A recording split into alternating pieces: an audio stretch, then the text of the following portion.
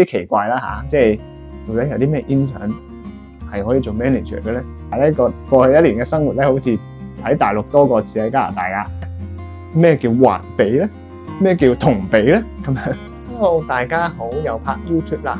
話說我停咗 YouTube 成年啦。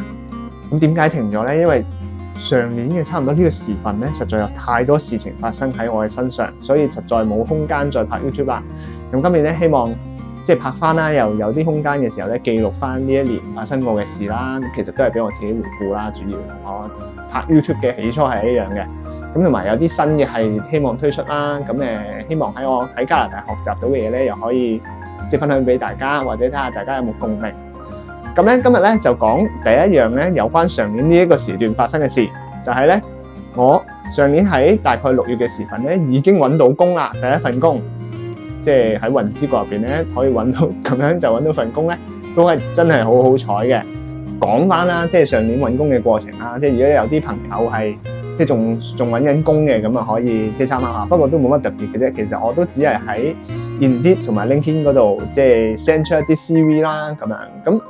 我覺得做嘅嘢係同喺香港做嘅嘢差唔多嘅，咁唯一我覺得而家即係要提大家嘅咧，就係即係努力啲嘗試用 AI 去到將你嘅 CV 修正同嗰個 job description 一樣啦。呢一個係好重要嘅，因為而家其實好多公司都已經用，即係尤其是加拿大咁難揾工咧，好多公司已經用緊 AI 嚟 screen 嗰啲 CV 噶啦，即係佢真係。即係你上網睇咧，其實佢即係一個人啊，平均一個位咧，佢係可以收到成8份 CV 以上嘅。咁所以咧，大家即係需要嘅話咧，就即係多啲用 AI。你真係要跟翻佢嘅 JD 嚟寫，就算你嘅經驗好相符咧，其實都好需要呢個部分嘅。咁我舊年都當然係咁做啦。咁所以都獲得咗一啲 interview 嘅機會嘅。咁啱咧，即係又講下個過程啦。咁我而家去即係剛剛1年工作嘅公司咧，其實係一間華人公司嚟嘅。咁所以普通話都絕對係有優勢啦，即係識少少咁樣。咁並且我有喺內地工作嘅經驗嘅，變相就有啲好處啦。咁溝通起上嚟咧，似乎都幾暢順。嗰一次個 interview 咧就犀利啦。我諗住即係正常第一次 first in 啫嘛。咁即係諗住個人終點都完啦，係咪 in HR， 然之後再 in， 即係最多 in 多一個 senior。咁但係點知咧，最尾搞咗成2個幾鐘。咁佢真係攞啲公司嘅業務出嚟問我，或者嗰個即係 company structure 有啲乜嘢諗法啊咁樣，佢即係都拋俾我問下嘅啫。咁我就講下我啲諗法啦，因為即係諗下嘅啫嘛。咁所以就即係結果，但係就最尾傾成咗啦。咁但係咧入職嘅過程咧，亦都係即係未入職就先開始評估我嘅能力㗎啦。咁我個人覺得啦，嗰個入職之前嘅過程係咩？因為我嗰陣時仲讀緊書啊嘛。咁我就提出咗其實我係需要攞一啲假期嘅。咁which 我覺得係 no pay leave 都好正常啫。即係頭嗰幾個月，如果你要攞啲假，即係要返學，咁咪攞假咯。咁但係咧公司就話個規矩唔俾喎，咁樣。咁個規矩唔俾嘅狀態之下咧，咁點算啊？咁樣。咁佢哋就最尾咧提出咗一個方案，就係咧將我個位變成咗 intern。咁變成咗 intern 有啲咩特別咧？因為我個位其實係 manager grade 嘅，其實係有啲奇怪啦嚇，即係到底有啲咩 intern 係可以做 manager 嘅咧？我仲要 head 住啲同事嘅喎，咁所以咧呢個係好奇怪一件事嘅。But anyway，即係我估佢個動機主要想壓價啦，咁樣。咁於是乎咧，即係咁我就同佢講，咁不如即係如果轉 intern，我就不如1個禮拜返3日啦。咁我就即係那邊廂都專心啲讀書啦。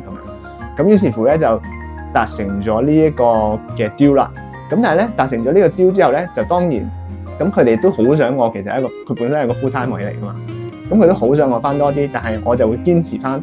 其實喺呢一個即係過程入邊咧，因為你俾 intern 位我，所以我只會返3日嘅啫。其實有啲時間譬如我成 break 嗰啲位咧，其實我可以全職做嘢，但我都只會係3日嘅工作。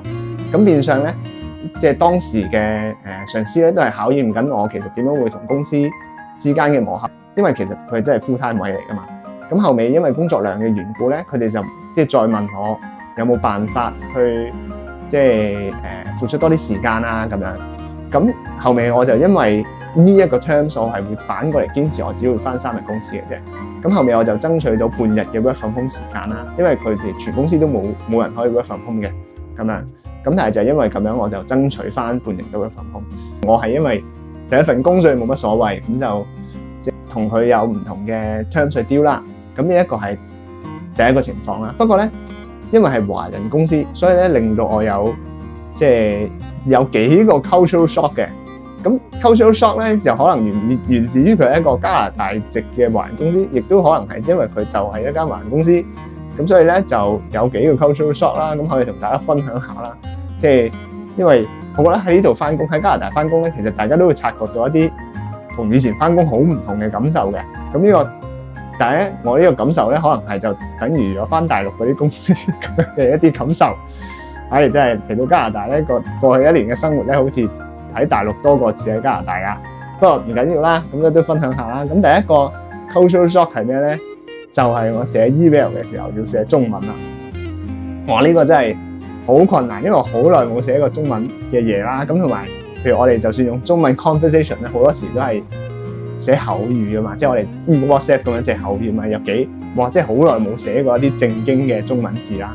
咁並且咧，嗰啲正經嘅中文字咧嘅用字咧係完全唔同嘅喎。咁譬如最簡單咁，譬如我哋平時即係香港人中意用我哋點樣改善咧？下一次點樣有咩 improvement 咁啦？佢哋用優化啦，咁呢個大家明啦。咁但係仲有一啲字大家唔明噶嘛，即係譬如咩叫即係復盤咧，咩叫環比咧，咩叫同比咧咁樣。咁我哋平時咧有機會我哋用英文會明嘅，但係一轉咗到中文之後咧，其實我哋就即係一啲好，其實佢哋係好明白嘅一啲術語咧，其實我又唔係好明白啦。咁變相咧，我要學嗰啲 terms 啦。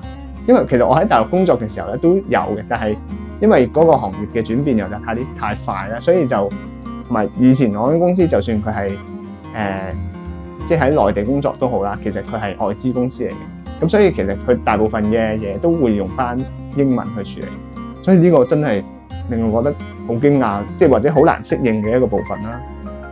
咁第二個好難適應嘅部分咧，就係佢哋竟然真係5點鐘嘣一聲，成個公司啲人消失晒嘅。即係我喺香港任何 sales and marketing 咧係唔會嘅，我真係去咗個廁所，第一日翻工嘅時候出到嚟，突然之間唔見晒所有人，係 literally 所有人，除咗鎖門嘅嗰位老細之外，咁係令到我好驚訝嘅，即係一個處境嚟㗎。呢一個咧都係一個另類嘅 cultural shock 啦。咁仲有冇其他 cultural shock 咧？帶飯係真係喎，因為咧喺加拿大咧，其實我哋公司咧其實即係最 official 啦。當然其實公司都有啲彈性嘅，但係我哋公司咧係得半個鐘頭食飯時間嘅啫。咁其實呢一度係正常嘅，其實係佢哋即係朝9晚5嘅中間咧，大概 official 年地應該有15分鐘加15分鐘嘅 break 2次，再加一個半個鐘嘅長 break 嘅，就係 for lunch 咁樣啦，大約。咁所以咧，我哋公司就冇一個即係15分鐘嘅 break 嘅。咁但係基本上大家都唔會即係全時間搶噶嘛。咁所以佢哋即係都會去下廁所啊，有時喺即係 pantry 度傾下偈啊咁樣。咁但係咧就真係因為得半個鐘食飯，而我公司附近咧係冇嘢食嘅。咁如果你要揸車出去嘅時候咧，其實你都有啲時間噶嘛。所以咧我就即係從來喺香港，甚至乎喺大陸工作嘅時候咧，我都係甚少帶飯嘅。因為大陸亦都可以嗌外賣啦，咁所以即係呢一個就係維持咗1年嘅帶飯生活咧，都係我一種好大嘅 cultural shock 嚟嘅。即係以前從來冇諗過自己要帶飯啦，係咪？咁因為其實即係食飯都係一個放鬆嘅機會，離開一下公司啊，同啲同事傾下偈啊咁樣。咁當然都會同同事傾偈嘅，但係就喺公司入邊咯。咁呢個都係一個幾大嘅 cultural shock 嚟嘅。咁如果你喺加拿大工作或者喺加拿大即係揾工嘅過程入邊遇上啲咩 cultural shock 咧，又可以話俾我哋知啦，可以留言。跟住咧中意我哋可以 like、comment 同埋 share。咁即係亦都預告一下，其實我哋咧將會有一啲唔同嘅系列推出嘅，希望大家即係多多支持。咁因為我嘅人生轉變咧，絕對唔止呢一範嘅，即係因為工作嚟只係一個最基礎嘅啫。希望呢條多啲 view 數咧，咁我哋下一條咧。即係累積上去咧，希望多啲人睇。下一集再話俾大家知有啲乜嘢人生嘅大轉變。拜拜。